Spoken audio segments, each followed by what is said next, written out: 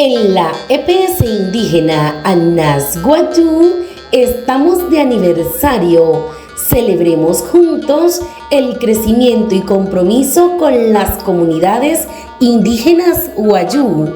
Estos son los mensajes de nuestros amigos.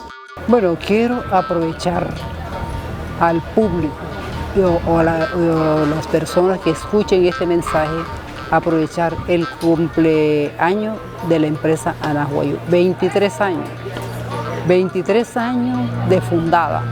Y aquí estamos parados, seguimos adelante. Aquí darle las gracias a Dios, a su gerente y a toda su comitiva, que son los pilares, que son los que acompañan a todo lo que hay que hacer en la empresa, que son los funcionarios.